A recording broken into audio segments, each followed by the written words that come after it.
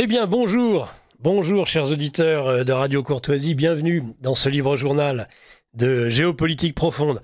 Encore un enregistrement, c'est le dernier, je vous promets. Je remercie à la technique Jean-Édouard pour cette réalisation. Qui dit enregistrement, évidemment, chers auditeurs, dit aussi, si vous souhaitez avoir des retours de l'invité du jour, il n'y a pas d'autre moyen que d'envoyer un courriel électronique. Eh bien, évidemment, à la radio, et nous ne manquerons pas, mon invité et moi-même, si c'est nécessaire, de vous répondre, chers amis auditeurs. Dernière émission enregistrée dans ce livre journal de géopolitique profonde. Vous aviez eu, pendant toutes ces semaines, des enregistrements que nous avions fait juste avant la cérémonie d'ouverture des Jeux Olympiques. Et donc, ce dernier enregistrement a eu lieu la semaine dernière. Donc, cette fois-ci, je reviens. On est à quelques jours de la cérémonie d'ouverture des Jeux paralympiques. Donc, chapeau et bravo à tous ceux qui ont tenu bon et qui sont restés dans Paris intramuros ou dans la région parisienne. Ça n'était pas si évident. En tout cas, on était loin de cette sinécure ou bulle d'allégresse qu'ont tenté de nous vendre agence de communication directement liée au comité olympique des Jeux olympiques, comité d'organisation, le COJO, et ces agences de communication relayées par nos médias mainstream, évidemment. Le petit doigt sur la couture, comme quoi c'était tellement exceptionnel. C'est d'ailleurs tellement exceptionnel et on s'en est tellement parmi que nous n'avons toujours pas, je pense que dans quelques jours, nous n'aurons toujours pas de gouvernement, ça c'est certain, et à mon avis, même pas de Premier ministre.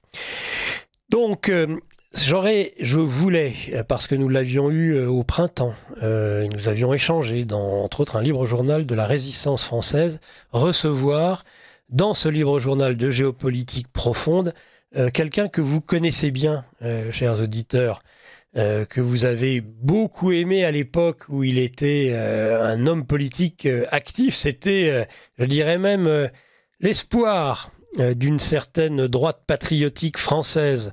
Il avait réussi avec les siens au sein de son organisation politique en Suisse, ce que le Front National, rebaptisé ensuite Rassemblement National, n'arrivait pas à faire. Il n'a réussi d'ailleurs toujours pas à faire.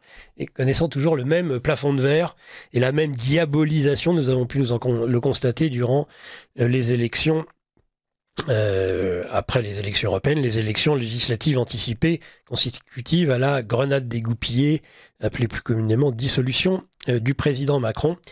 Cet invité, vous l'avez déjà peut-être deviné, il est le fondateur de son parti politique, l'Union du Centre, Union démocratique du Centre, pardon, l'UDC.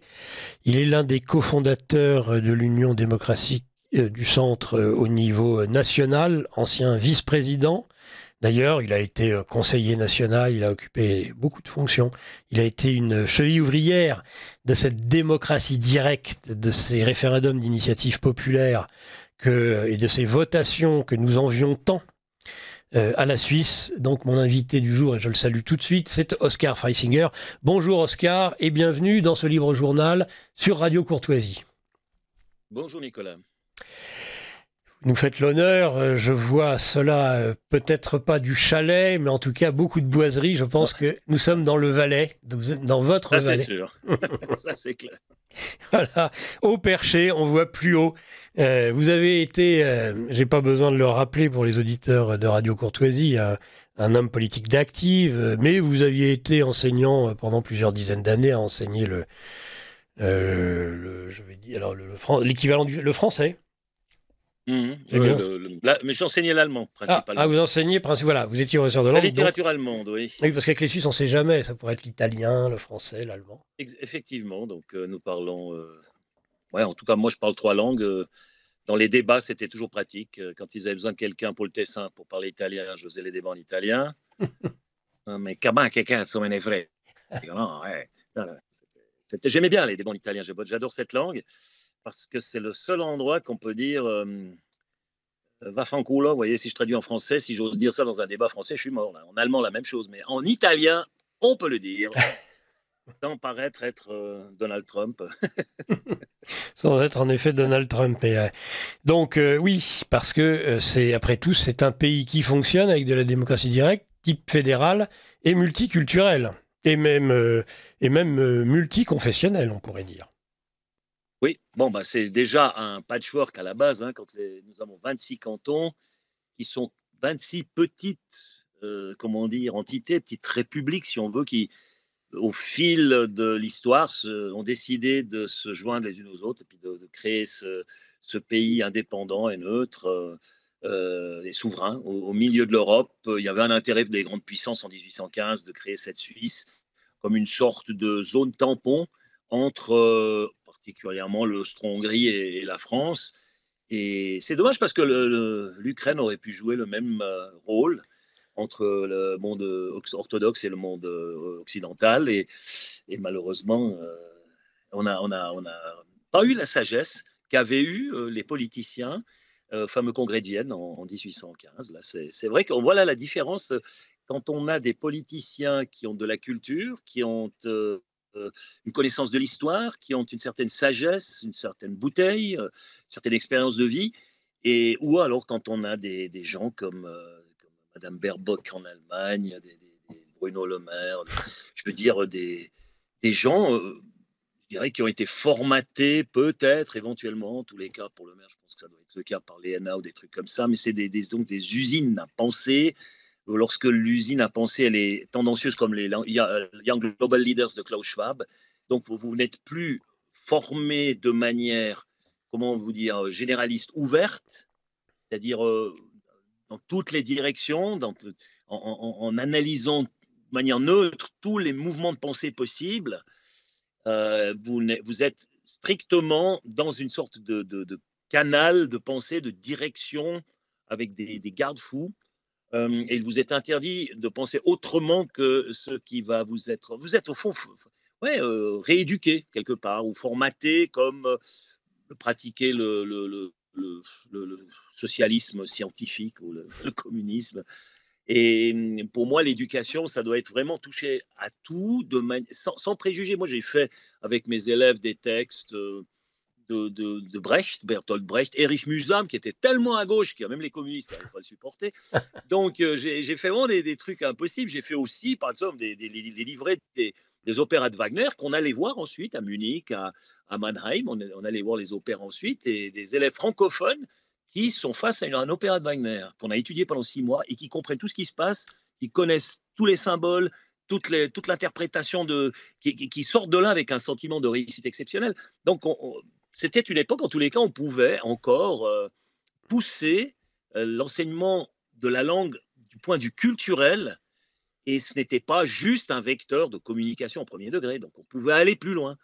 Et j'ai bien l'impression qu'avec le monde comme il a changé, bien que l'informatique est pour quelque chose, les téléphones portables et tout ça, où les enfants sont de plus en plus avalés, si on veut, par l'image, formatés, donc leur cerveau carrément euh, est modifié par cette utilisation trop précoce des moyens électroniques. C'est dommage.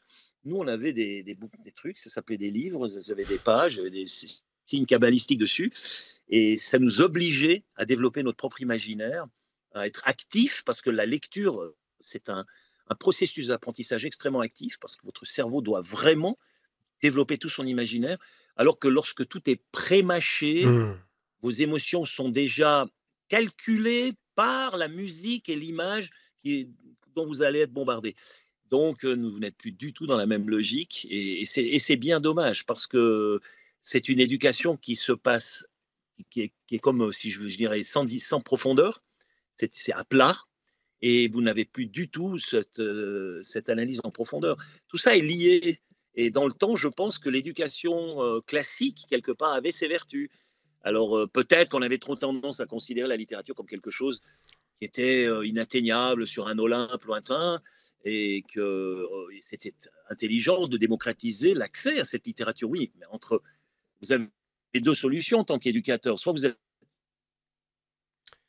Bon, ben, en tout cas, c'est dans la vrai que vallée, dans le Oscar, marais oui. chaud, on est bien au chaud ici. Écoutez les gars, l'Olympe là-haut, bah, c'est trop pénible. On va vous protéger. Alors, on va vous donner des petites bouchées supportables ici, bien au chaud dans le marais. Il n'y a pas besoin de se déplacer, pas d'efforts à fournir. Ou alors, vous faites comme certains, c'est vrai, des profs que j'ai eus qui disent là-haut, il y a la haute littérature, pâlissez de respect, c'est un Olympe intouchable pour les pauvres esprits limités que vous êtes. Ou alors, faites comme moi, vous dites aux élèves écoutez, les gars, on est bien dans le marais chaud, mais il y a une pente ici, il y a une cime, il y a un Olympe. Moi, je vais vous prendre par la main, on va monter ensemble, on va gravir cette montagne. Parce que depuis là-haut, la vue, elle est tellement plus belle.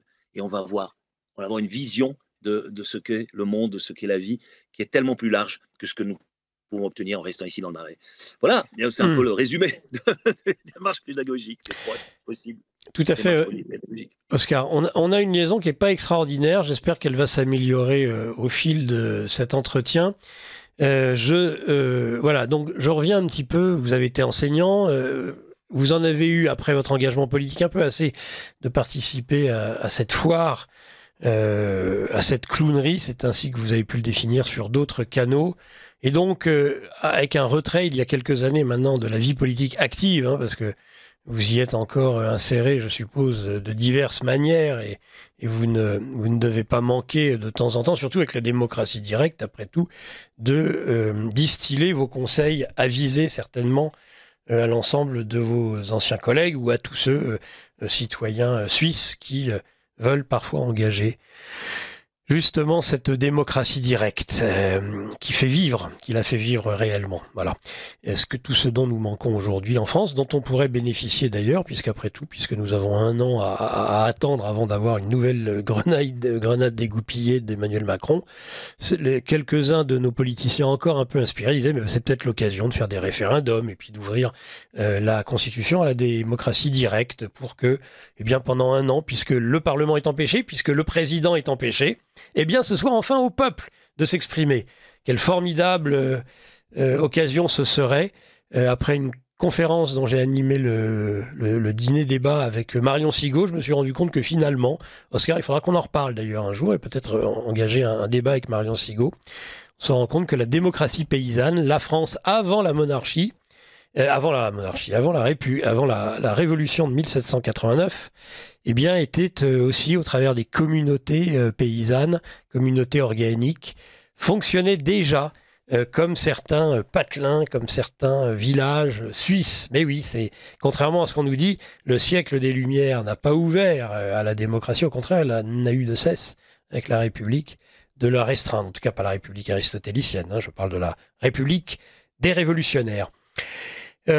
Après donc cette expérience politique, en effet, puisque vous avez la culture de l'écrit, Oscar Freisinger, vous avez continué à écrire des livres et même à produire des albums de musique. On a fait des émissions sur Radio Courtoisie, les auditeurs doivent s'en souvenir.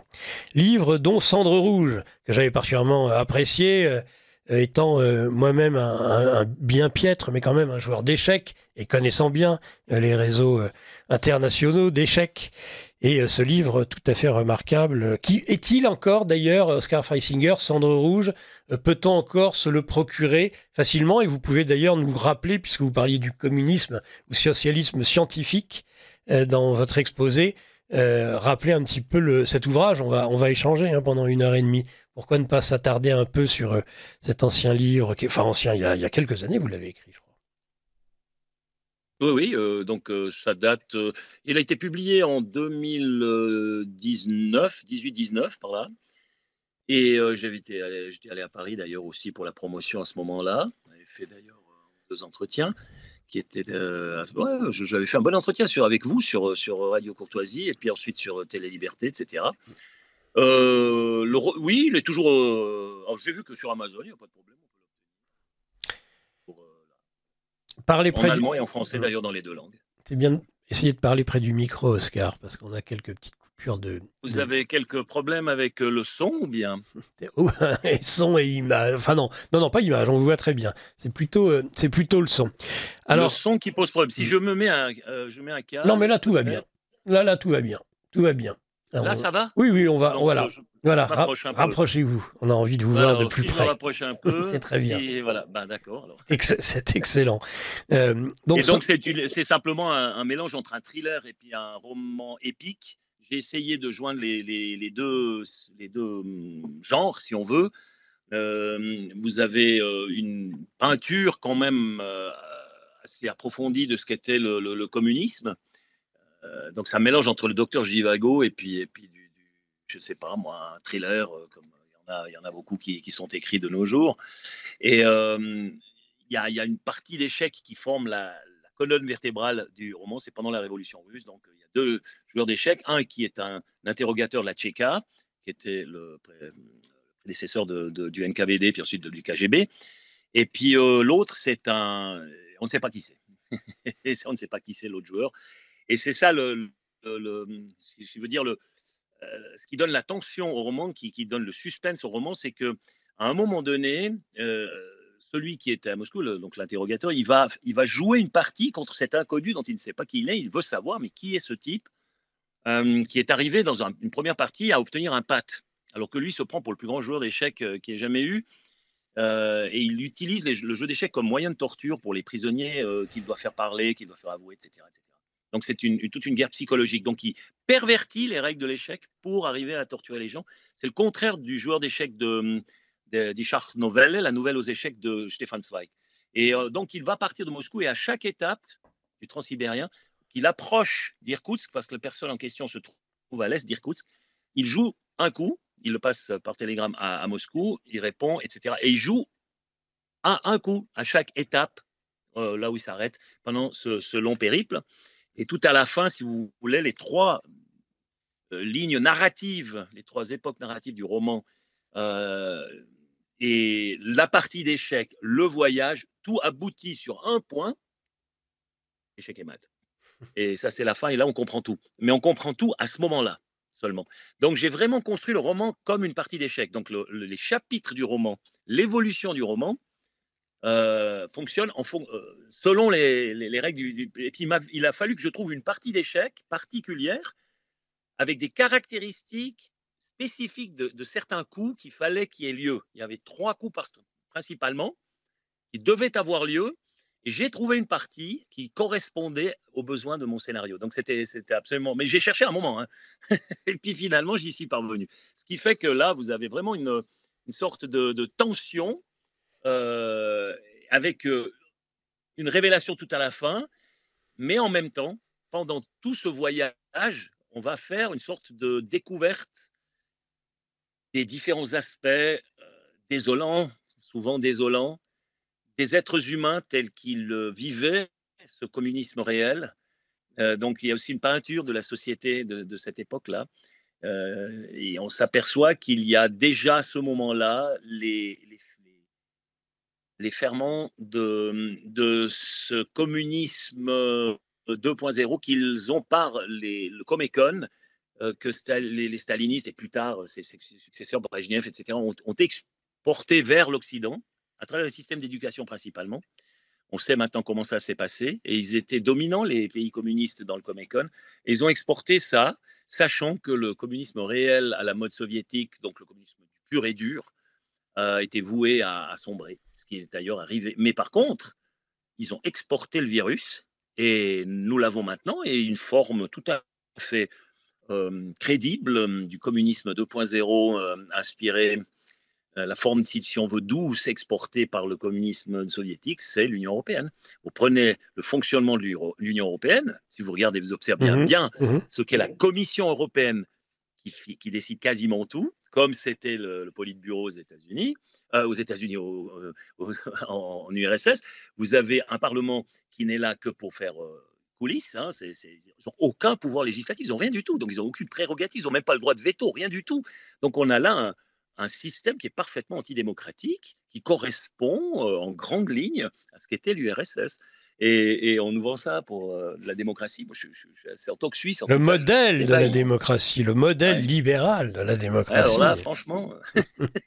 Face à ces régimes illibéraux, autoritaires, qui se situent maintenant à l'extrême est de l'Europe. C'est déjà plus l'Europe à leurs yeux, tous ces technocrates européens. Donc, voilà. Je vous donne un chiffre. Il y a eu l'année passée, donc cette année, il y a sur Internet, il y en a un qui a fait une fois cette analyse, je ne sais plus exactement dans quel blog, où il a essayé de voir combien de personnes ont été emprisonnées cette année en Russie pour avoir contrevenu à la loi, si on veut, ou disons, Oui.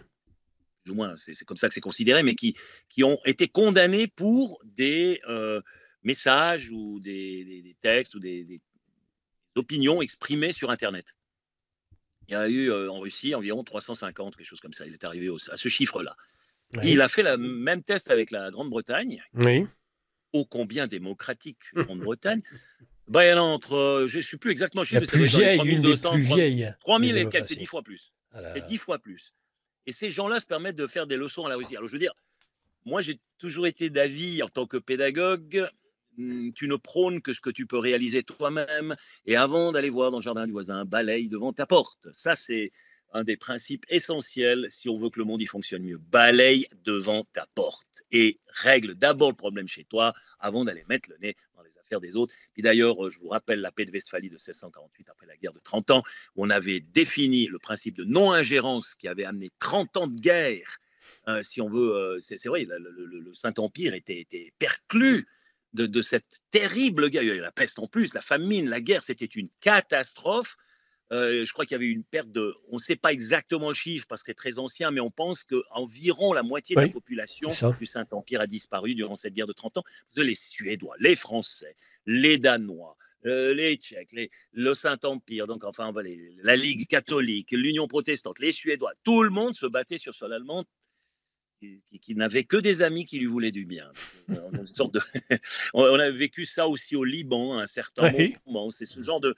On voit ça aussi avec ce qui se passe en Libye, où tout à coup, vous avez euh, tant de jeunes, tous ces gens qui veulent du bien, qui soutiennent chacun leur faction et qui créent un chaos durable dans ces pays. Et je pense que c'est le modèle que les Américains, les Anglo-Saxons privilégient. C'est ce qu'ils auraient aimé imposer à la Russie.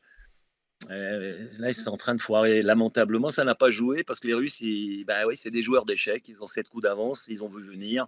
Et apparemment, ils se sont préparés. Et je crois que ça entrera dans l'histoire comme la guerre de trop pour les Américains. Donc ce sera avec cette guerre-là, doublée de ce qui se passe à Gaza, qui démasque le double discours de l'Occident, donc cette hypocrisie de l'Occident.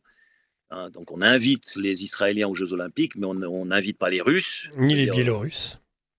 les Biélorusses, quelle est la distinction? Donc, et puis on n'est pas en guerre contre eux, apparemment. Je comprends pas. Et puis ensuite, quand on voit le mode de procéder au niveau de la guerre, oui, c'est cruel. Sur le front en Ukraine, je suis d'accord, mais pour les populations civiles, je vois que les Russes font preuve d'une assez grande retenue, au contraire de ce qu'on peut prétendre, ce qui n'est pas le cas des Ukrainiens, puis alors surtout pas des Israéliens. Donc, c'est deux poids, deux mesures. Alors, vous avez la guerre de trop contre un adversaire qui n'est pas comparable aux adversaires précédents. Et déjà qu'ils ont perdu contre les petits bonhommes jaunes en pyjama au Vietnam, ensuite ils ont perdu contre les barbus enturbanés en Afghanistan avec leurs moutons, leurs chèvres et leurs... hein. Et là maintenant, ils croient que les Russes, qui pourtant eux ont plutôt l'ours comme emblème, Mm. donc qui vont pouvoir vaincre l'ours. Alors là, je ne sais pas, il y a une sorte de... Ce que je vous disais, il y a un manque de connaissance de l'histoire, d'analyse des guerres précédentes, ne serait-ce que de relire tout ce qui s'est passé pendant la fameuse grande La l'épopée de la Grande campagne Armée en 1812. napoléonienne. Il faut juste relire Guerre et paix de Tolstoï, parce que Tolstoï fait une fresque vraiment très très réaliste de ce qui s'est passé à ce moment-là. Il est très proche de la réalité historique dans son roman.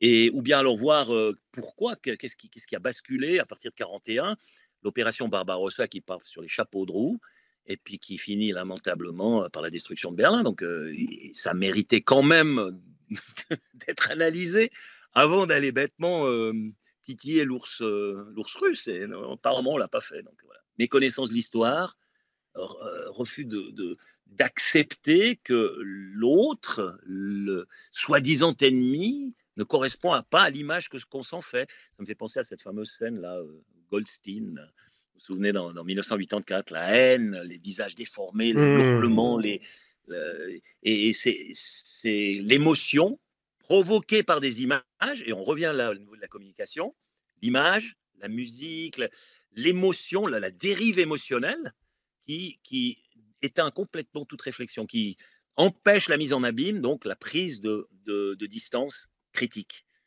Ce que j'essaye d'ailleurs avec mon dernier roman, Animalia, Ben, grâce au rire on y et à la arrive. distance critique et à la mise en abîme. Ouais. On y arrive, puisque vous parlez de George Orwell, qui a commis Animal Farm, évidemment. Donc Animalia, ça tombe bien quand c'est une cacatopie, une dystopie, et que nous parlons de ces dérives totalitaires, dont la dérive woke, une espèce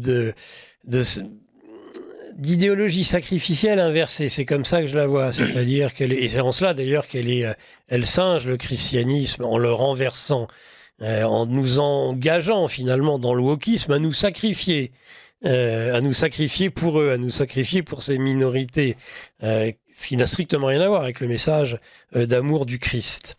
Ni même d'ailleurs avec ce qu'il a fait.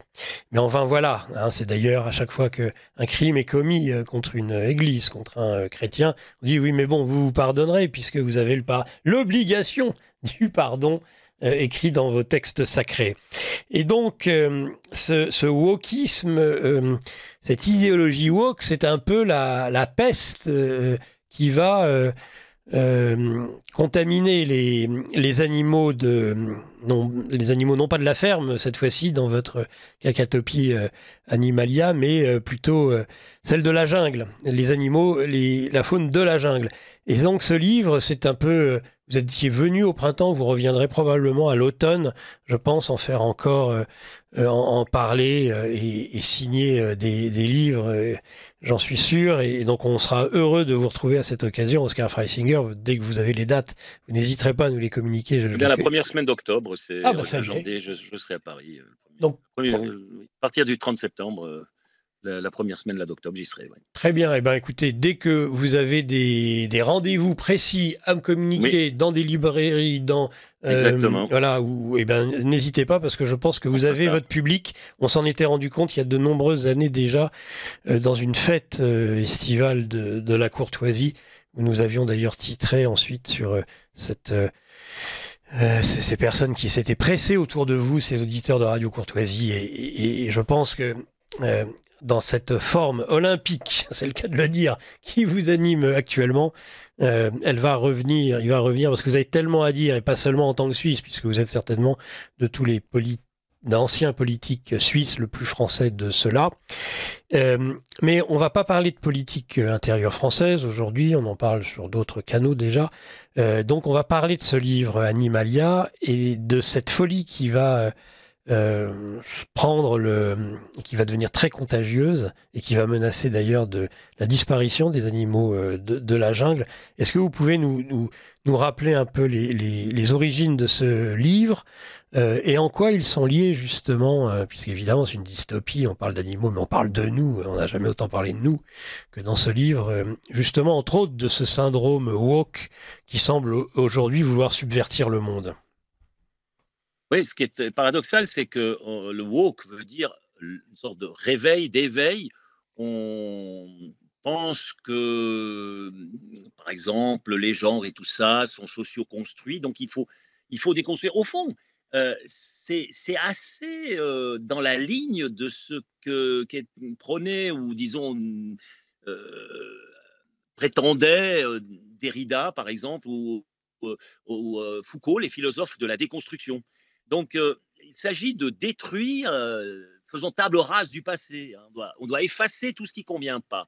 Donc, on va aller dans le passé, on efface ce qui ne plaît pas, donc on crée un mensonge, quelque part, puisque ça a quand même eu lieu, et puis ensuite ça a lieu d'une certaine manière. Non, là, on va tout réinterpréter pour que ça corresponde à l'esprit politiquement correct actuel et arriver à créer dans l'avenir une société lumineuse de justice et de vérité. Non, mais attendez, vous ne pouvez quand même pas imaginer mentir par rapport au passé et créer un avenir de vérité. Donc, je veux dire, celui qui croit ça, mon avis, il doit retourner à l'école vite fait pour prendre des cours élémentaires de philosophie. C'est pas possible. Vous ne pouvez pas construire la vérité sur des mensonges. C'est pas possible. C'est tout simplement aberrant d'imaginer cela. De nos jours, on est dans un système où, au moins chez George Orwell, excusez-moi, je prends Matrix, parce que c'est intéressant. Chez Matrix, il y avait un choix. Tu prends la pilule rouge ou tu prends la pilule bleue. Tu prends la pilule bleue, au fond, c'est le wokisme, hein, parce que ils veulent nous amener dans une réalité que eux façonnent. Donc en fait, ce pseudo-réveil, non, c'est pas du tout un réveil. C'est endormir les esprits, c'est les abrutir dans quelque chose qui est utile à un système qui est fait de pouvoir et d'argent. Donc c'est tout le contraire, mais c'est comme dans George Orwell, la guerre c'est la paix, l'amour c'est la haine, etc. Donc on pervertit complètement le vocabulaire et les concepts. Ça c'est déjà la première condition. Et alors, dans Matrix au moins, il y a une pilule rouge et une pilule bleue. Eh bien tenez-vous bien, nous sommes maintenant dans un état où il n'y a plus que différentes nuances de bleu. Vous avez le choix entre différentes nuances de la pilule bleue. La rouge n'existe même plus. Parce qu'il n'y a plus de vérité. On est au-delà du bien et du mal, au-delà du vrai et du faux. On est donc. Il n'y a plus de mensonge ou il n'y a pas de vérité, et vice-versa. Donc l'un implique l'autre. Donc vous êtes même dans un lieu où les politiciens, quand ils affirment leurs âneries, c'est pour ça qu'ils peuvent les répéter, et les varier, et dire un jour le contraire de ce qu'ils avaient prétendu le jour précédent, c'est qu'ils n'ont même pas l'impression de mentir puisqu'il n'y a plus de mensonge. Quand vous n'avez plus la notion du vrai et du faux, vous n'avez plus la notion du bien et du mal, vous êtes au-delà de toute morale, vous êtes au-delà de toute notion de parole donnée, d'honneur. C'est vrai. Nous, on a été éduqués comme ça. Moi, je suis né en 1960. Je me souviens, mon papa, il m'enseignait, tu tiens ta parole. La parole donnée, la poignée de main, c'était sacré.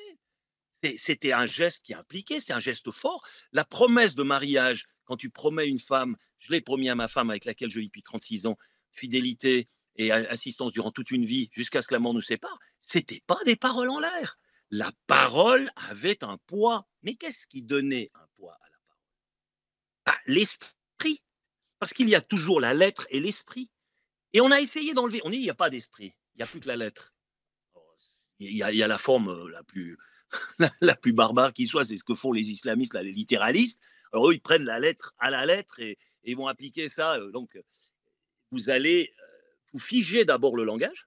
Vous le figez parce que vous allez décréter comme étant absolu des, des textes qui forcément doivent être soumis à une interprétation. Mais bon, vous les figez et vous allez greffer ce corset intellectuel et verbal figé sur une réalité qui, par définition, est fluctuante et mouvante. Donc, vous allez automatiquement trahir la réalité. Vous allez, en tous les cas, lui causer d'énormes dégâts. Parce que ça ne va pas. Et vous avez l'autre pendant, mais c'est exactement le même nihilisme. C'est quand vous dites les mots, ça n'a plus de valeur. Les mots sont devenus aussi. Ils n'engagent plus à rien. Et ils sont comme les actes des gens, n'engagent plus à rien. Pourquoi? Parce que nous sommes des nomades sur une terre qui n'a pas de sens. Nos actes n'ont pas de sens. On est au-delà du sens. Tout est absurde. Et comme le dit Camus, il faut s'imaginer Sisyphe heureux. Moi, j'ai un peu de peine à m'imaginer Sisyphe heureux. Il sait que son caillou, il restera jamais. Donc, l'absolu, c'est un rêve, mais il n'arrivera jamais à cette perfection. Et puis, il pousse son caillou, et le caillou, il retombe de l'autre côté de la montagne, il recommence éternellement. Dans le sens où l'entend Camus, j'arrive mieux à le comprendre. Parce que finalement, il dit, c'est vrai, je le reconnais, là, Camus a raison, l'absolu, c'est quelque chose vers quoi l'être humain tend qu'il ne peut pas atteindre. Donc, si c'est ça, et je crois que chez Camus, c'est plutôt ça, on peut saisir la chose. Par contre, si c'est de nier toute l'existence de l'absolu, donc on pousse au caillou, on sait que c'est absurde, que les buts qu'on recherche, de toute façon, ils sont absurdes. Pourquoi pousser le caillou? Donc on en arrive à se poser la question. Alors après, il faut quand même trouver des motivations pour vivre. Alors on va compenser. On va devenir Dieu soi-même. Il se passe en plus. Et puis là, ça devient difficile parce que je vous rappelle le prologue de l'Évangile selon saint Jean qui dit d'abord fut le Verbe et le Verbe se fit chair et le Verbe était en Dieu et le Verbe était Dieu. Alors dès le moment où on prend la place de Dieu, nous sommes le Verbe, mais un Verbe que nous avons découplé de son esprit, découplé de son âme. Nous ne l'humanisons plus, le Verbe. Or, nous ne l'incarnons plus aussi. Nous ne l'incarnons plus.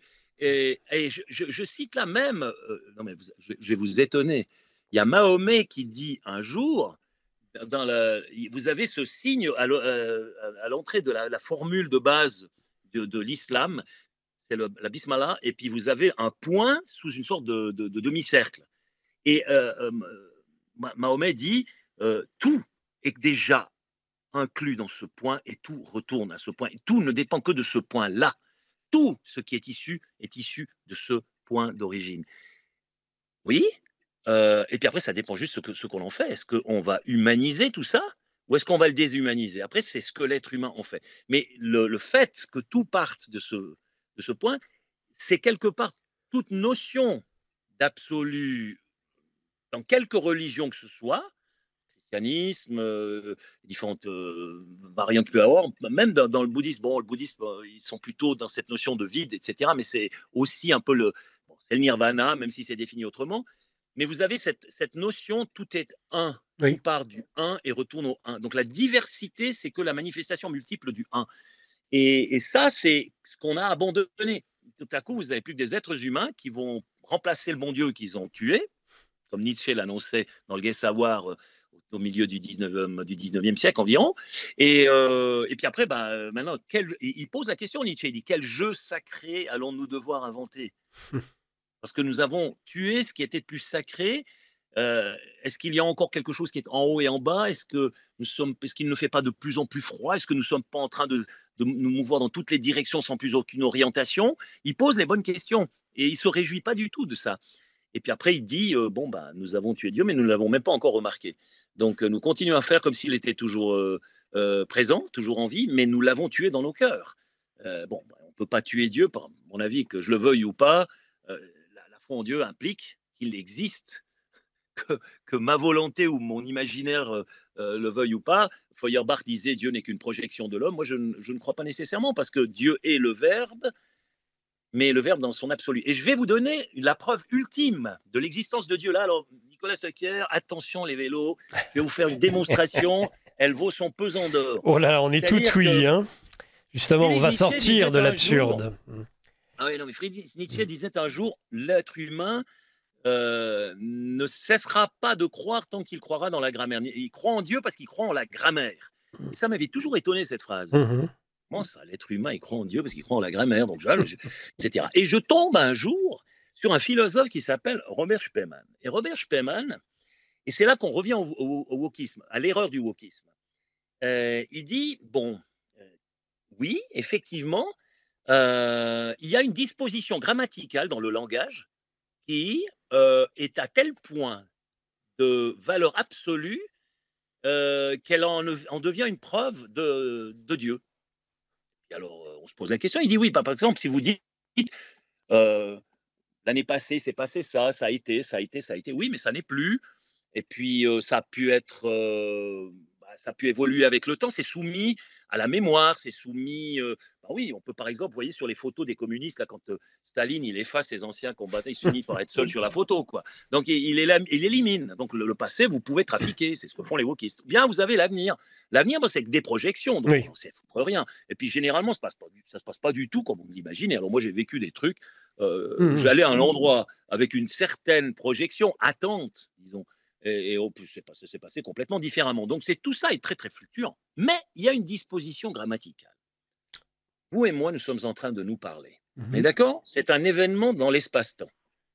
Eh bien, cet événement-là, dans 10 ans, dans 100 ans, dans 1000 ans, dans 100 000 ans, des millions d'années, la Terre peut disparaître.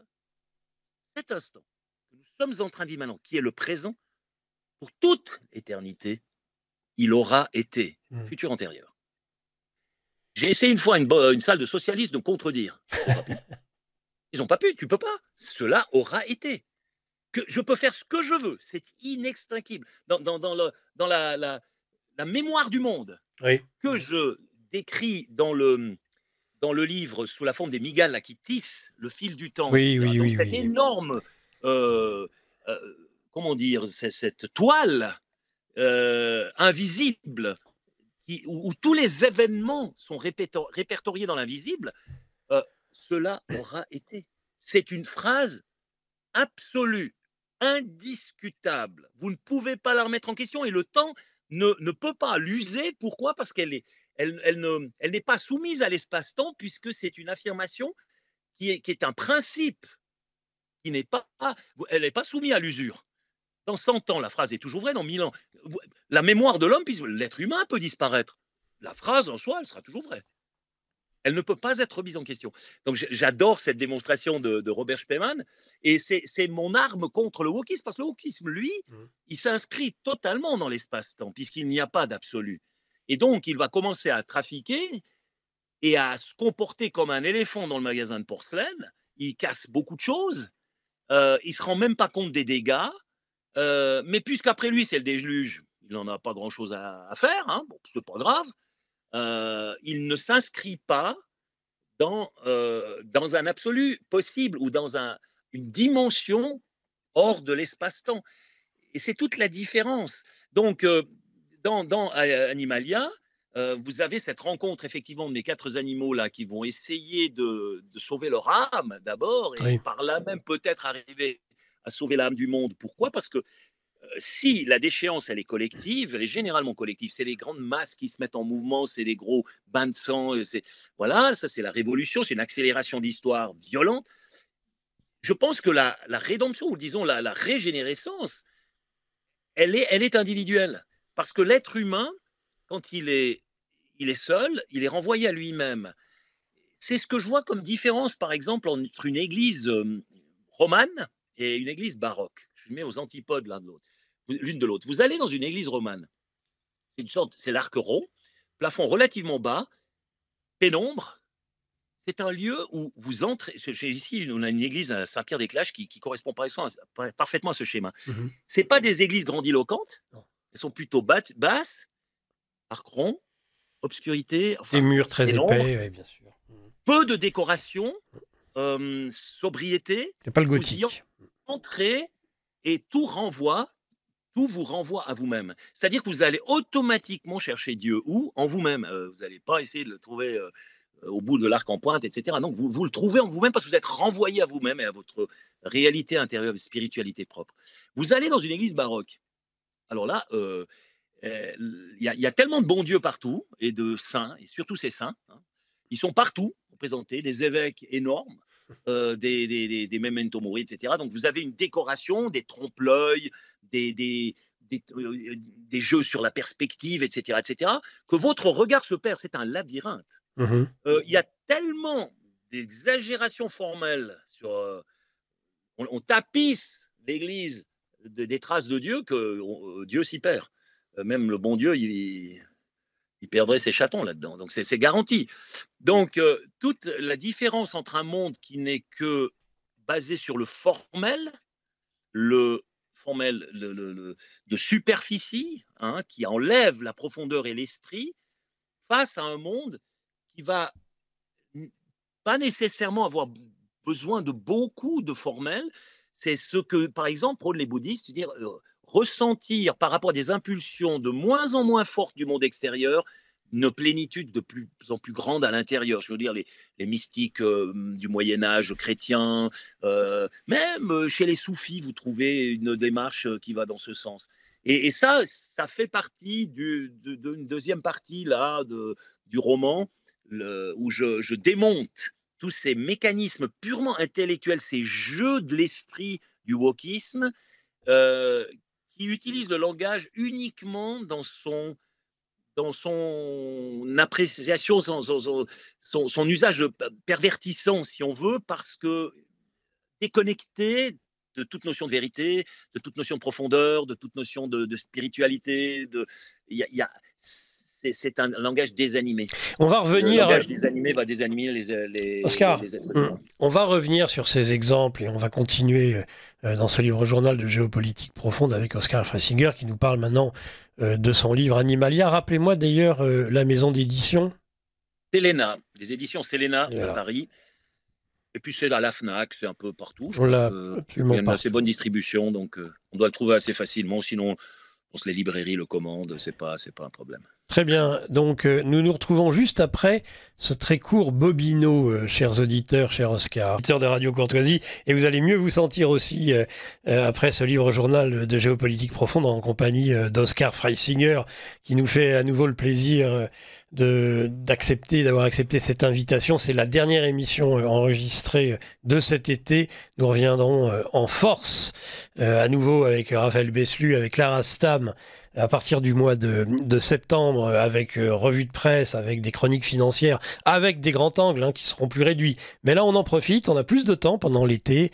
Le temps est élastique, il est pas toujours, il ne passe pas toujours, il ne s'écoule pas toujours de la même façon. Et l'été, eh bien, on laisse un peu plus de digression et ça nous permet de profiter un petit peu plus de nos auteurs. En particulier quand ils sont aussi savoureux et leurs plumes tout autant. D'ailleurs, c'est pour ça que je vous encourage à lire le livre d'Oscar Freisinger, Animalia, aux éditions Selena. D'ailleurs, vous avez, avant de revenir sur ce livre et sur le wokisme, la révolution woke, et cette espèce de perversion sacrificielle woke qui nous est proposée finalement, passer la main, disparaissez. C'est un peu ce qu'on a vu. On aura peut-être le temps d'en dire quelques mots des cérémonies d'ouverture et de fermeture de ces Jeux Olympiques. Peut-être rappeler aussi qu'en plus de ce livre, vous avez fait la promotion et vous referez donc la première semaine d'octobre. Vous venez de nous le dire en direct, enfin pas en direct, mais en tout cas vous venez de nous le dire dans cette émission de Géopolitique Profonde, livre journal sur Radio Courtoisie. Vous avez fait aussi la promotion, je crois, de 2 autres ouvrages. Si vous voulez nous en parler quelques minutes avant de revenir sur Animalia. Oui, alors c'est quelque chose de totalement différent et au fond, c'est totalement apolitique. Ça n'a plus rien à voir avec Animalia, qui est effectivement une sorte de tentative de réveiller les esprits par l'humour, par la mise en abîme avec les animaux, par un langage qui est très littéraire, parce qu'il y a énormément de citations qui glissent dans le texte. Il y a du Rimbaud, du Baudelaire. Je glisse ça dans le texte de manière humoristique, presque, pour faire prendre conscience de l'importance du matériau verbal, qui est quand même une arme qui peut effectivement se retourner contre l'être humain quand elle est désanimée, puis quand elle devient un instrument de pouvoir, mais qui en même temps, c'est notre instrument critique principal pour remettre en question les choses. Et à côté de ça, j'ai effectivement, j'ai fait publier un livre qui s'appelle L'oreille aveugle. Mmh.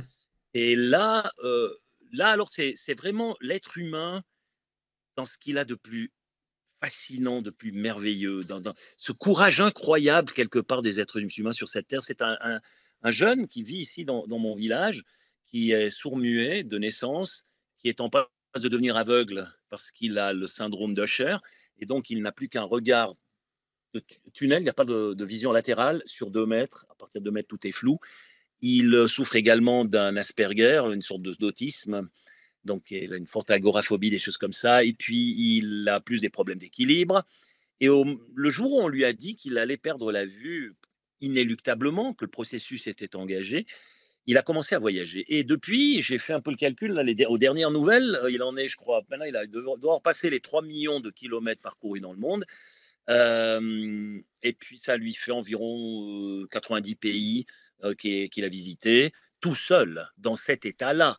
Alors évidemment, au début, il lui arrive des bricoles. J'ai choisi de raconter ses pérégrinations à la première personne, parce que bon, vous comprenez, si vous avez des récits de voyage comme Nicolas Bouvier, de l'usage du monde, ou bien Sylvain Tesson, par exemple, les forêts de Sibérie, les chemins noirs, etc. J'adore, hein. Mais le récit vit c'est vrai que de ce que le personnage ressent à l'intérieur de lui-même, mais en interaction avec ce qu'il voit, ce qu'il entend, etc., les rencontres qu'il fait, tout ça. Donc, pour faire un récit de voyage qui soit un peu attrayant, il faut quand même que le lecteur se nourrisse de ce que l'auteur a vu, de ce qu'il lui décrit et tout. Et ici, je suis très limité pour ça. Vous voyez, dans l'état où se trouve le voyageur en question, eh bien, on ne rendait pas compte. Son voyage est immensément fascinant, parce que tout ce qui, pour nous, ne pose aucun problème, pour lui, c'est un énorme problème. Pour lui, le Mont Everest, il est partout, hein. Et il lui arrive plein de bricoles. Et vu que c'est raconté à la première personne, j'ai tenu à le faire pour ça. Je voulais que le lecteur s'identifie complètement à ce personnage qui à aucun moment se sent handicapé, ce qui est à peu près le plus marrant dans le bouquin. Et puis ça correspond vraiment à ce que il m'a communiqué à travers parce que je lui ai fait un catalogue de questions. Il a fallu quand même que je sonde un peu le personnage. Il pouvait répondre à des questions à travers sa référente, etc. Par Internet, ça pouvait jouer. C'est qu'il a l'impression que c'est plutôt les gens autour de lui qui sont autistes et qui ont un gros problème, mais lui ne se sent pas du tout handicapé. Il voyage dans un... C'est-à-dire, c'est le même monde que nous, mais sa découverte, sa quête, sa démarche est totalement différente de la nôtre. Mais c'est le même monde. Et c'est ça qui est absolument extraordinaire. Et le gars, il a... Alors, oui, c'est vrai qu'il prend des antidépresseurs, il a dû les gérer aussi. Attention, hein, c'est pas aussi rose bonbon qu'on voudrait le croire. Attention, y a quand même des problèmes. C'est pas facile à gérer, mais il est parvenu à trouver un équilibre, à se prendre en main, à créer des structures, à utiliser. Par exemple, il s'aperçoit à un certain moment, il dit les mains qui vous relèvent sont toujours beaucoup plus nombreuses que celles qui vous poussent au sol. C'est une conclusion intéressante. La meilleure, ça a été, à un moment donné, je lui écris donc par Internet, par message, je lui dis, mais je comprends pas, tu voyages dans le monde entier avec évidemment un handicap terrible, tu as là de 2 mètres, tu vois rien, mais tu vas tout le temps sur le point de vue le plus élevé du lieu où tu te trouves, par exemple le mont Aleiska, ou bien la grande, le plus grosse tour là, à New York, ou bien la pyramide à Mexico, le grand Bouddha à Hong Kong, etc. Mais pourquoi? Je comprends pas pourquoi tu vas sur le point le plus haut. Réponse. Bonjour l'autiste, attention. Il me dit oui, mais quand je suis au sommet, j'ai mon appareil photo et je prends des photos à l'aveugle, je crois pas si bien dire, et je développe les photos, je fais des albums et à la maison, je peux voir ce que j'aurais pu voir si j'avais pu voir. Alors je lui dis d'accord. Bon, là je me suis dit autant pour moi. Là il m'a bien eu. C'est vrai que ouais, c'est pas con. Bon, je lui dis oui, mais pour ça, t'as pas besoin d'aller te casser le nez avec ton bâton blanc là et courir plein de périls de par la planète. Il y a Google View, Earth et tout ça là, enfin sur Internet, tu cliques, tu as les images directement à disposition. Réponse, oui, mais quand j'y vais, les odeurs, je les perçois. Et puis les énergies du lieu. Eh oui. Et puis, surtout, je l'aurais vécu. Eh oui. C'est du vécu, je le vis. J'y étais, je l'ai vu. Et quand je revois les photos, je revis la chose parce que je l'ai vécu. Devant l'ordinateur, je ne la vis pas. Ben voilà. Donc un gars, il avait fait un test de QI quand il était gamin, il avait 120. Donc il n'était pas du tout idiot, et pas du tout idiot. Et il a une mémoire, parce que ça c'est souvent le phénomène de l'autisme, il a Ah une oui. mémoire absolument photographique. Donc il n'oublie jamais un lieu où il est allé.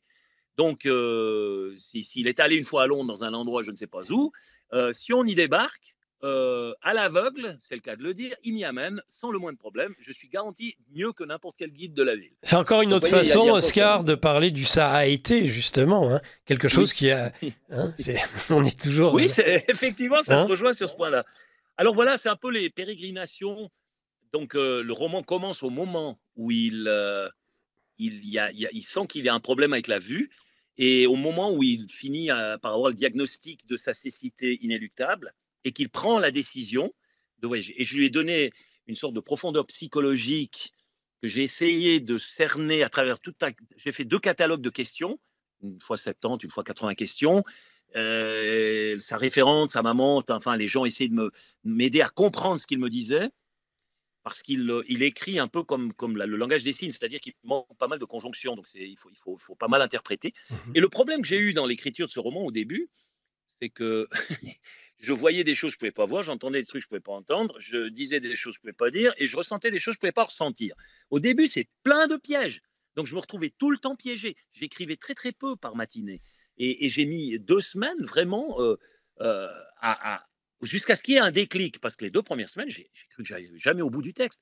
Parce que je suis tout le temps piégé. C'est pas comme quand on écrit un roman normal. D'autres romans, j'en ai écrit plein. Donc, et les gens, ma foi, les personnages qu'on met en scène, généralement, ils sont comme nous, ils ont 2 yeux, ils ont des oreilles. Enfin, ça fonctionne comme nous. Là, non, pas du tout. Donc, il a fallu, avant d'écrire, je fermais les yeux, je me mettais dans l'ordi, je fermais les yeux, puis je me mettais dans. J'essayais de me mettre dans son état, de dire, attends, de répéter. Tu vois rien, t'entends rien, tac, tac, tac, tac. Et puis là, je commençais à écrire. Sur la fin, j'étais plus que très peu piégé. Donc j'avais réussi à entrer un peu dans ce monde un peu particulier. Et les commentaires des lecteurs que j'ai jusqu'à maintenant, j'en ai quelques-uns quand même, euh, ils me disent, c'est en même temps, c'est très beau, c'est très euh, poétique, mais des moments on est remué et on est angoissé. On est angoissé parce qu'on on ressent ce que le gars il est en train de ressentir dans une situation complètement folle et on se dit putain, waouh, wow, ça fout vraiment les jetons, comme on dit. Vraiment, donc je pense que j'ai pas mal réussi. En tout cas, sa maman, elle avait lu le manuscrit parce que je lui ai demandé de me dire s'il fallait corriger des choses. Elle m'a dit non, mais attends, c'est ahurissant. Je n'aurais jamais cru que ce soit possible. Quand tu m'as dit que tu allais raconter ça à la première personne, vu l'état de mon fils, je me suis dit c'est pas possible. Et là, tellement lui. Et elle m'a dit plus. Alors ça, j'estime que c'est un grand compliment quand même. Elle m'a dit, mais en lisant ton livre, j'ai découvert des facettes de mon fils que je n'avais pas compris jusqu'à maintenant. Et je lui ai dit, ça c'est de la force de la littérature, et c'est ça la force du verbe. La force du verbe, Elle les grands était classiques, les évocatrice. monologues intérieurs de Proust, il faut les lire, les livres de Tolstoï, de Dostoïevski, faut les avoir lus. C'est les clés de notre vie, les clés du monde. Je dirais même une réalité qui, pour moi, est supérieure à la réalité vécue. Ah, pour moi, hein, je pense que peu de gens seraient d'accord avec ça, mais en tous les cas, pour moi, c'est le cas. J'ai toujours vécu j'ai l'impression d'avoir vécu toute ma vie dans deux mondes. Un monde où le scénario m'est imposé, je maîtrise très très peu de choses, et puis il y a un autre monde où alors je suis maître du scénario parce que c'est moi qui l'invente. Ça, c'est plus facile. L'homme est créateur. Donc, L'oreille aveugle aux éditions Selena, toujours Oscar Freisinger. Et rapidement, parce que j'aimerais qu'on puisse avoir le temps de conclure sur la révolution woke, votre autre ouvrage, toujours aux éditions Selena, Oscar Freisinger. Oui, alors dans le même livre, Oui, c'est un livre dans le même réversible. livre, on le tourne d'ailleurs, Hum. il n'est pas rajouté derrière. On tourne le livre et puis on a une deuxième C'est couverture ça. derrière. Puis on peut le lire en commençant des deux côtés. Là, c'est Le Nez dans le Soleil. C'est un bouquin que j'avais publié il y a un certain temps, mais il n'avait eu de publication qu'en Valais. C'était chez un petit éditeur, là. Enfin, c'était plutôt un imprimeur et ça n'avait pas dépassé les frontières du canton. Par contre, on a fait 6 éditions dans le canton. Hum. Donc là, on avait même fait une version grand luxe. C'est un monologue scénique, en fait. À la base, c'est prévu pour la scène aussi. Et ça avait été joué par un acteur et on avait fait toute une affaire avec ça. Donc c'est l'histoire d'un grand-père qui est sur son bis. Alors lui, c'est le contraire. Lui, il va pas aller dans le vaste monde. Lui, il va renaturer son bis. Ça fait penser, m'ont dit certaines personnes, un peu à Jean Giono et comment il s'appelle, son bouffier, là, Effet Lazare Bouffier, je ne sais pas comment il s'appelle exactement, l'homme qui plantait les arbres de Jean Giono. Donc, lui, il a un bis. Un bis, c'est une sorte de canal d'irrigation à flanc de montagne, dans les Alpes, il y en a énormément. Et il va racheter des parcelles de terrain, puis il les obtient pour bas prix parce que le prix de la vigne a fortement chuté. Il y a un gros problème et c'était une réalité à un certain moment en Valais. Et il va commencer à planter des arbres exotiques, toutes sortes d'arbres divers. Ici, on a un climat qui est très, très méditerranéen en Valais. Et il va créer un jardin absolument unique au monde autour de ce petit kilomètre de bis. Et il a un contact avec son petit-fils. Son petit-fils, les parents sont divorcés, la mère dépose le gamin chez le grand-père et le grand-père se retrouve avec le petit-fils sur les bras. Et il y aura c'est une sorte de voyage initiatique pour le petit-fils.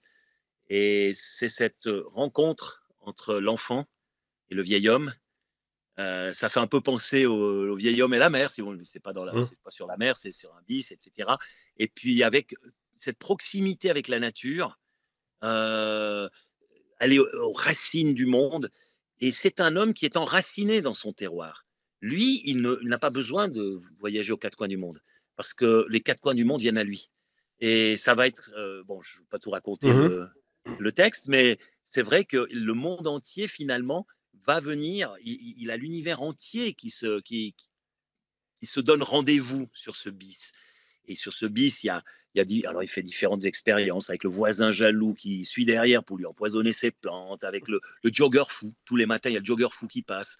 Alors il y a des personnages assez comment dire, emblématiques de la vie moderne, de certains travers des êtres humains, aussi les vignerons qui voient d'un mauvais œil quand lui il commence à planter des arbres, des hauts de futaies à côté de leur cep de vigne, ça passe pas très bien. Donc, et il va finir même par être interné et considéré comme fou. Mais je vous raconte pas la fin. Non. Vous la découvrez en lisant le roman. Absolument. Vous êtes, chers auditeurs, dans ce livre journal de géopolitique profonde, préalablement enregistré. N'hésitez pas à poser vos questions si vous avez aussi besoin que l'on vous rappelle les titres, les éditions des livres dont on parle, hein, que ce soit Animalia, que ce soit L'oreille aveugle, ou quand on retourne ce récit. Chers auditeurs, donc, dans ce livre journal de géopolitique profonde, nous abordons, et le sujet principal est la révolution woke. Et Animalia, cette dystopique cacatopie d'Oscar Freisinger, un peu sur le modèle d'Orwell, de La ferme des animaux, eh bien nous parle justement de cette folie qui va prendre la jungle et la faune, et qui ressemble tant à la folie qui prend aujourd'hui les hommes. On a pu le voir, par exemple, de façon flagrante durant la cérémonie d'ouverture de ces Jeux Olympiques. Sur lequel vous pouvez d'ailleurs nous dire, mais vraiment 2 mots, Oscar, parce que moi j'aimerais ensuite, dans cette dernière partie d'émission, que vous nous expliquiez, peut-être au travers vos 4 héros, mais au-delà, comment combattre cette peste, comment combattre cette maladie contagieuse, délirante, décadente, qui aujourd'hui atteint l'Occident et au travers l'Occident, le monde entier. Mais peut-être, est-ce que vous avez envie? Après tout, plus d'1 milliard de personnes ont vu la cérémonie d'ouverture des Jeux Olympiques, qui n'est pourtant même pas sur le site officiel du comité d'organisation des Jeux Olympiques, tant il y a eu d'indignation, contrairement à ce qu'on nous a dit. Il semblerait qu'il n'y ait que seuls les Français à écouter les sondages, mais moi je ne crois plus du tout aux sondages, nous disent qu'ils ont été émerveillés. Semble-t-il, le monde n'a pas du tout été émerveillé. Et alors là, le wokisme, le LGBT extrémiste a tout droit de citer. On peut même dire que cette cérémonie leur a été entièrement livrée, et par le comité d'organisation, et je le crains aussi par le chef de l'État et son épouse. Ouais, bon, le premier point, c'est que c'est une trahison de l'idéal olympique, c'est-à-dire que l'olympisme, ça devrait être une trêve. On ne fait plus de politique, on ne fait plus d'idéologie, rien du tout. C'est une sorte d'activité sportive où les meilleurs athlètes se mesurent. On essaye. C'est pas juste une activité sportive, c'est plus que ça. C'est une rencontre des êtres humains dans une sorte de fair play des sportifs. D'ailleurs, à ce niveau-là, au niveau sportif, mis à part la boxeuse là qui dit qu'elle est être femme, Voilà, qui enfin, aurait un on problème a comme un doute. de Enfin, testostérone. il y a eu quand même des très très belles scènes où, par exemple, des concurrents qui applaudissent l'un de leurs concurrents lorsqu'ils Oui. font un résultat exceptionnel, etc. Donc, ce fair play là, nous sommes dans une saine concurrence. Le sport, c'est de toute manière bon pour la santé. Alors moi, je le pratique, j'ai eu un quintuple pontage, je sais ce que ça veut dire d'avoir fait du sport. Ça m'a aidé énormément à revenir maintenant vraiment à un niveau qui est mais vraiment réjouissant Olympique. physique. Donc le sport, olympique, c'est le cas de le dire, le sport, c'est ça. Et c'est aussi une rencontre entre les peuples, parce qu'ils se rencontrent à un certain moment, dans la paix, autour de ces activités sportives qui ne doivent pas être chargées de quelque message que ce soit. Ici, on a surchargé. On a amené plein d'éléments religieux, idéologiques, historiques, etc., qui n'ont rien à voir là. C'est une trahison. Ensuite, on dit que c'est de l'inclusion, et qu'est-ce qu'on fait? On a en tout cas exclu les Russes. Je veux dire, si c'est un exercice d'inclusion, en tout cas dans cette sainte scène, les apôtres, ils étaient exclus. Il y avait 1 milliard, je ne sais pas combien, 1,5 milliard en tout cas de chrétiens qui étaient exclus. On a exclu beaucoup plus de monde que ce qu'on a inclus, parce qu'on a inclus que des infimes minorités à travers Jésus-Christ un peu, disons, surpondéral là, qu'il y a au milieu de la scène. Et ensuite, on a mis un enfant au milieu de cette perversion de l'idée christique, avec encore un des acteurs qui fait comme s'il allait lui lui trancher le cou. Donc il y a aussi le côté sacrificiel de l'enfant, la perversion de l'enfant qui est quelque part soulignée. Donc c'était pas vraiment la meilleure des manières, à mon avis, de célébrer l'esprit olympique. C'est d'une hypocrisie totale. Ça, c'est le premier message. Elle fait débuter en 1793 l'histoire de France. On est dans un révisionnisme absolu, justement, que vous Oui. dénonciez sur le woke. Hein. Oui, alors l'élément christique est perverti et l'histoire commence en 1793, donc au moment des massacres de je ne sais plus quel mois c'était. Là-bas, ils avaient des drôles de noms pour les mois En tout Thermidor. cas, en janvier, Bon, pour le ouais, roi et puis quelques temps après c'était. pour la Il y reine. avait là, toute une série de massacres qui avaient été commis. C'était, je dirais, la dernière flambée de massacres énormes avant que finalement Robespierre finisse par chuter quelques mois plus tard. Donc, de faire commencer l'histoire de la France dans cette ignoble boucherie, en la mettant bien en scène avec la reine qui a perdu sa tête. Hein. Je pense que c'est pas que la reine qui a perdu la tête. Là, il y a tout le monde qui a perdu la tête. Là, c'était garanti que. Euh, c'est un déni de ce qu'était l'histoire de la France. Nous sommes juchés sur les épaules d'un géant. Alors on peut avoir deux approches de l'histoire. Mon approche, ce serait de dire ce que toutes les générations qui m'ont précédé sur cette terre ont construit. Euh, tout ça, c'est le patrimoine qui a amené à moi, à vous, à nous qui sommes maintenant vivants. Et la pierre que nous allons ajouter à cet édifice, c'est ce qui va permettre à d'autres générations qui suivront à continuer à construire l'édifice. Donc il y a la notion de continuité, de lignée, de continuité, de progression vers quelque chose. Ici, non, il y a plus ça parce qu'on dit non, non, non, non, attendez. C'était tout ce qui était fait là. Hein. Hergé avec son Tintin, il y a des scènes dans je ne sais plus quel film où non, non, non, il faut expurger tout ça. Donc allez, faisons table rase du passé et on va construire l'homme nouveau sur des bases scientifiques que nous maîtrisons complètement. Et l'homme sera bon. Ouais, mais attendez, petite question philosophiquement intéressante. Si vous avez éradiqué le mal, comment savez-vous que l'homme que vous avez créé est bon? Parce que s'il n'y a pas le mal, il n'y a pas le bien non plus. Donc, vous voyez de nouveau cette incroyable faiblesse philosophique de ces gens-là, du wokisme. En fait, c'est comme si c'était mal digéré, mal, pas pensé jusqu'au bout. Donc, tu dois quand même avoir une notion de dire, bah, pourquoi est-ce que je perçois la lumière? Parce qu'il y a la nuit. Je veux dire, ce monde est basé quand même sur ces principes un peu dualistes. Il y a Mmh. le jour et la nuit, il y a le froid et le chaud, etc. Il y a plein d'éléments. Il y a le bien et le mal. Il y a dans tout. Parce qu'un des éléments définit l'autre. Et je dirais même plus, s'il n'y a pas le mal, qu'on l'a éradiqué comme concept, comment est-ce que je vais moi-même faire l'effort de faire le bien? Je ne peux pas faire cet effort parce que pour pouvoir faire le bien, il faut que je sois victorieux du mal. Le mal qui est potentiellement en nous, hein, parce qu'il faut bien voir l'enfer et le paradis, ça se joue à chaque instant dans notre cœur. Moi, cette histoire, le paradis, l'enfer qui viendra après, bon, je n'ai pas cette vision-là tellement. Bon, je ne m'inscris pas trop dans le dogmatisme donc, et puis dans le ritualisme traditionnel, mais c'est vrai que l'enfer et le paradis, c'est mes choix que je fais à chaque instant. Je peux choisir blanc ou noir, je peux choisir bien ou mal, je peux choisir. Et c'est à ce moment-là que l'enfer ou le paradis s'ouvre. Mais pour qu'il y ait un enfer, il faut un paradis. Pour qu'il y ait un paradis, il faut qu'il y ait un enfer. Parce que c'est le terrain de, comment dire, d'entraînement, pas d'entraînement, le champ de bataille de mon combat pour élever mon âme vers l'absolu. Il faut un champ de bataille il faut qu'il y ait un ennemi, et l'ennemi, il est en moi.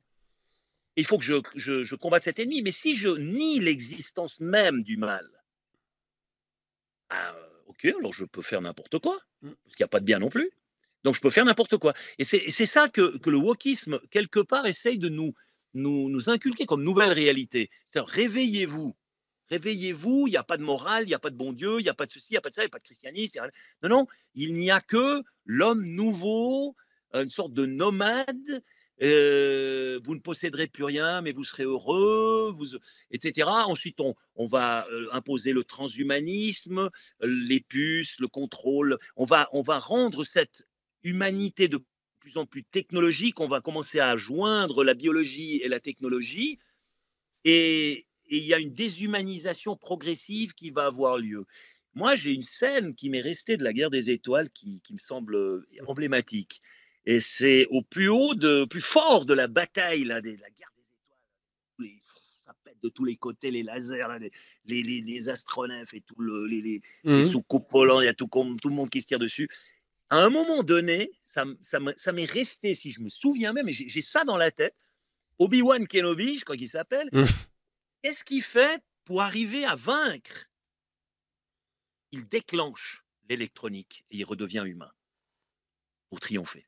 Et au fond, dans Animalia, on a le même phénomène. Il débranche, tu veux dire, il débranche l'électronique. Il débranche, il se débranche. Il se débranche de la technologie, il redevient libre de ses actions. Il y a le naturel qui revient au galop, qu'il a chassé en le compensant par 36 000 moyens techniques.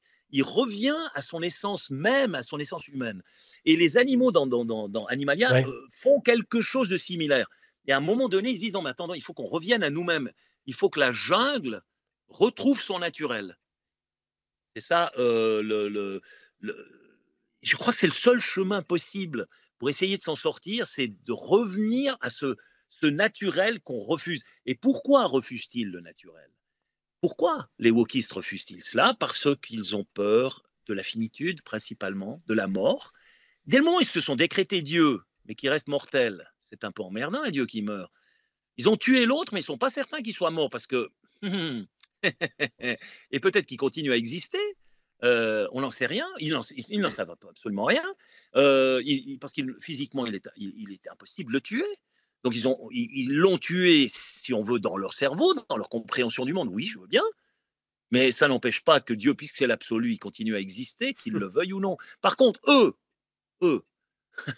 ça c'est sûr qu'un jour, ils finiront entre quatre planches et ils seront bouffés par les vers. Ils seront peut-être incinérés ou compostés, hein, c'est plus moderne maintenant. Mais enfin, ils disparaîtront d'une manière ou d'une autre.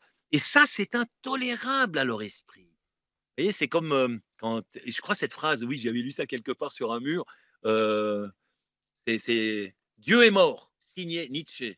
Et puis dessous, il y a Nietzsche est mort, signé Dieu. Ça résume un peu le problème. Et c'est ça, c'est ce qui est insupportable. C'est pour ça que ces gens se font cryogéniser, ils espèrent qu'un jour, on va les réveiller d'entre les morts. Non, mais ce que je trouve déplorable. Ils construisent des villas aussi maintenant pour essayer d'échapper à l'apocalypse, entre autres les milliardaires de la tech. Il y a un excellent article. Mais moi, je trouve que la finitude, de nouveau, qu'est-ce qui donne de la valeur à chaque instant du vécu? C'est qu'il est irremplaçable.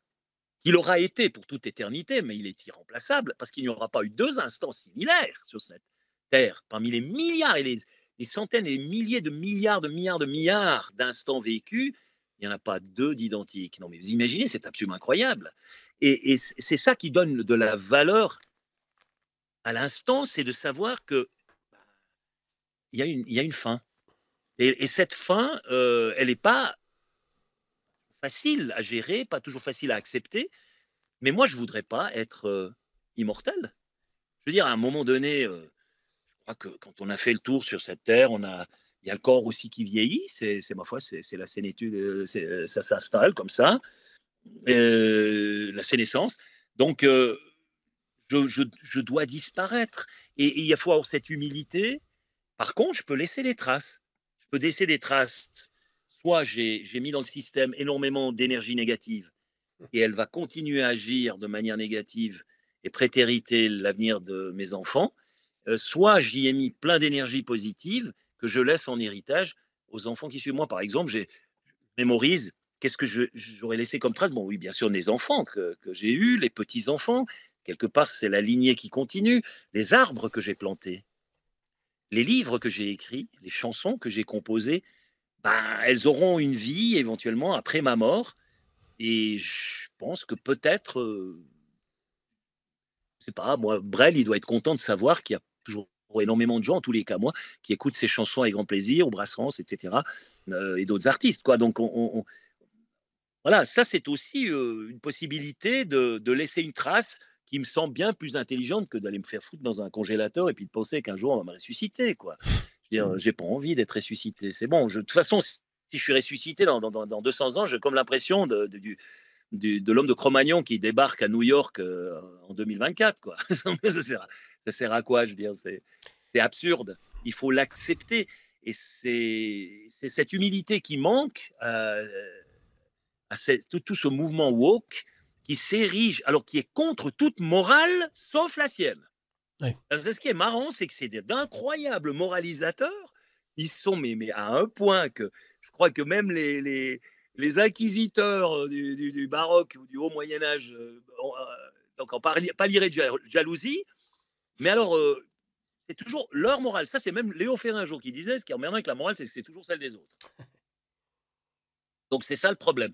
Donc, quand on prend, c'est la différence entre la droite et la gauche, c'est que la gauche, la droite, prenons, hein, si quelque chose ne convient pas, on va essayer soit de changer ce qui ne convient pas, soit de l'adapter, etc., trouver des solutions, mais on fait quelque chose. La gauche, eux, ils ne font rien, ils fustigent, ils condamnent, ils vont s'ériger en En apôtres de la procureur ou en morale, juge. Oui. etc. Donc, ils vont interdire, etc. Donc, c'est les mêmes qui, en 68, disaient il est interdit d'interdire. Hein. Donc, c'est exactement les mêmes. Donc, ceux qui envoient maintenant des tanks allemands à Kursk, hein, Vous m'entendez, Oscar? il y a une coupure. Oui, il y a une petite Oui, coupure. moi, je vous entends bien. Donc, on en était à Kursk et vous pouvez revenir à votre développement, Oscar Feisinger, dans ce libre journal de géopolitique profonde sur Radio Vous avez, Courtoisie. vous avez entendu ces 4 heures, l'horloge vient de sonner. Ben, moi, j'ai évidemment mon horloge neuchâteloise qui est suspendue ici au-dessus. Ouais. Donc, c'est pas un coucou suisse, mais c'est de la Non. même précision. Donc, pour revenir à Kursk, oui, c'est-à-dire que en 1943, donc la bataille de Kursk, c'était la plus grande bataille de chars qu'il y ait jamais eu sur cette terre. Même si les Allemands, ils ont perdu 2 fois moins de matériel que les Russes, le problème, c'est que eux, les pertes n'étaient pas remplaçables, alors que les Russes, eux, ils arrivaient à remplacer facilement. Même si un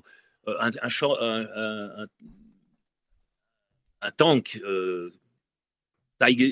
tigre ou panthère, les tigres principalement, hein, étaient nettement supérieurs aux T-34 russes. Dès le moment où vous avez même si ça vaut 10 tanks russes, dès qu'il y en a 20 qui viennent, ben, les Russes, ils gagnent quand même. Et c'est exactement le même phénomène qu'on a maintenant avec l'Ukraine. L'Ukraine n'arrive pas à s'approvisionner. Maintenant, ils ont vidé tous les stocks de l'Occident. L'Occident, c'est plus où trouver des armes pour leur livrer. Ça coûte horriblement cher à l'Occident. L'Occident se trouve dans une situation de pénurie, une situation d'augmentation, d'inflation, de presque récession. Certains pays sont déjà entrés. Ils se sont saignés à blanc sur ce truc. Et les Russes, eux, ils continuent à grignoter, ils continuent à user jusqu'à la trogne.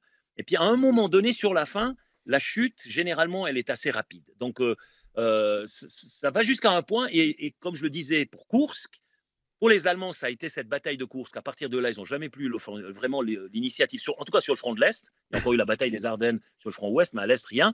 Et ici, c'est de nouveau Kursk.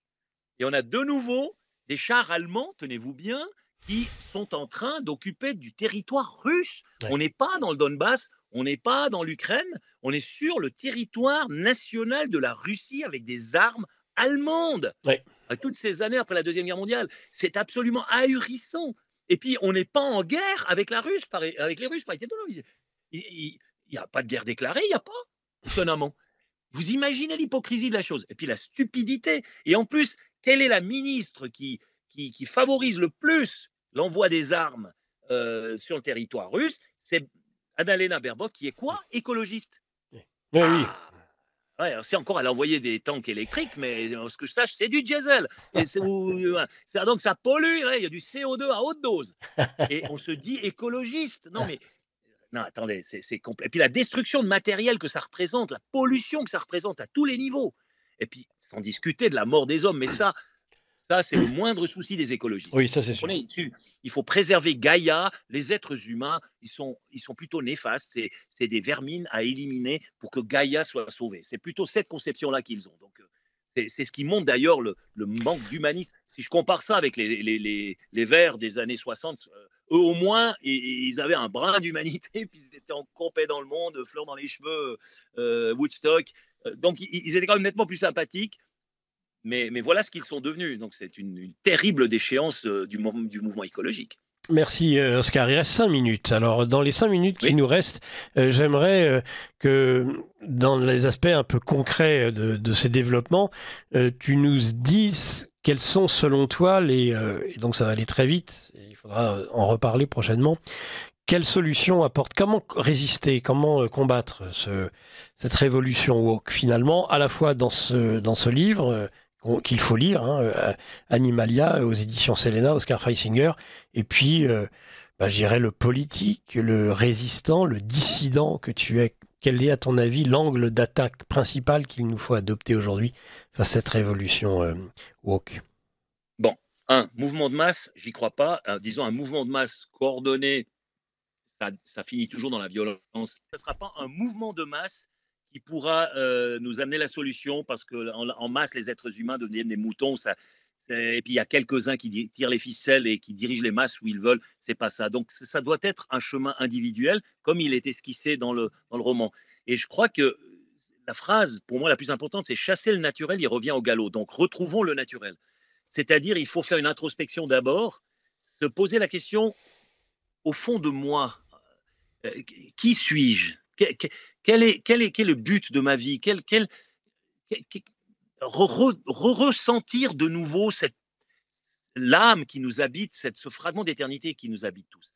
Et puis ensuite, savoir, à partir de là, quand j'ai trouvé cette sérénité intérieure, j'ai trouvé cette assurance basée sur cette profondeur de l'essence humaine, comment je vais traduire ça en action autour de moi?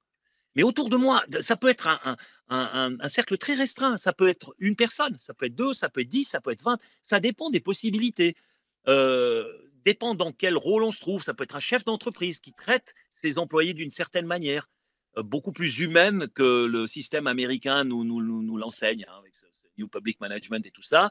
Ou bien ça peut être un politicien qui va se dire, non mais attends, je ne vais pas me laisser acheter, je vais revenir à ce qu'est finalement un magistrat qui doit être au service de la population. Je vais essayer de remplir ce mandat et faciliter de la vie de mon prochain. Donc, quelque part, l'action, la prise de conscience est intérieure, et puis ensuite, elle doit se traduire par une action vers le monde extérieur. Mais il n'y a pas de recette qui est identique pour tout le monde parce que chaque être humain sera dans une situation particulière. Donc, il va devoir sonder la sienne ou bien choisir son champ d'action éventuellement et ensuite s'engager dans ce champ d'action. Mais ce qui compte, ce n'est pas ce qu'il va faire, c'est la manière dont il va le faire. Comment est-ce que je vais faire ça? Ouais. Est-ce que je vais faire ça partant d'une harmonie intérieure, en injectant dans cette toile invisible des énergies positives? Et si tous les êtres humains font ça, cette toile sera chargée d'énergies positives qui vont se répercuter sur les êtres humains. Quand j'émets des énergies positives, généralement, il y a des énergies positives qui me sont rendues. Quand je suce les énergies des gens qui m'entourent, je leur vole, je leur pique leur énergie. Je suis un buveur d'âme, les buveurs d'âme du Mont Kibo dans le bouquin. Eh bien, j'appauvris le monde qui m'entoure. Je m'accapare une énergie qui ne m'appartient pas, j'affaiblis l'autre sans me renforcer moi-même. Et c'est ça, il faut être dans l'échange des énergies, l'échange harmonieux des énergies. Et si j'arrive à réaliser ça, ma vie est une vie réussie, quoi qu'il advienne. Elle sera réussie. Et je peux mourir à chaque instant avec le sentiment du devoir accompli. Voilà un peu le message final que je peux donner. Mais je ne vois pas d'autre solution qui. En tout cas, si quelqu'un en trouve une, qui me la communique. Mais moi, je suis arrivé à ça après 64 ans de vie. Ouais. Eh ben, tu nous as communiqué, en tout cas, Oscar Freisinger, cette énergie, cette belle énergie, cette énergie positive pendant 1h30, malgré les 2 ou 3 petits soucis techniques, mais c'était rien du tout. Un grand merci, Oscar Freisinger, d'avoir participé et d'avoir été l'invité principal et seul invité d'ailleurs de ce livre journal de géopolitique profonde, préalablement enregistré. N'hésitez pas, chers auditeurs, si vous avez des questions si tu me permets, à poser aux auditeurs. Merci à toi, parce que ce genre d'émission, sur cette durée, avec cette possibilité d'approfondir l'analyse et les propos, c'est extrêmement rare. C'est ce que généralement les médias n'offrent plus. Donc bravo en tous les cas à Géopolitique Profonde, à tous ces médias de réinformation qui osent encore aller au fond des choses. Merci à toi, Nicolas, de le faire. Merci, Oscar Freisinger. Merci, chers auditeurs, de votre écoute. Et à la semaine prochaine. Et vous appelez à la mise en place d'un euro numérique. Absolument. Absolument. Nos élites déroulent leurs plans contre nous.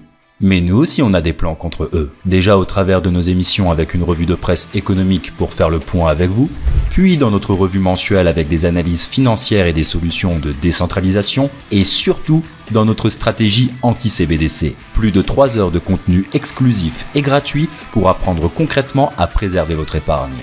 Au programme, protection anti-crise, anti-banque, anti-État et bien d'autres solutions. Le temps joue contre nous, mais on peut se défendre.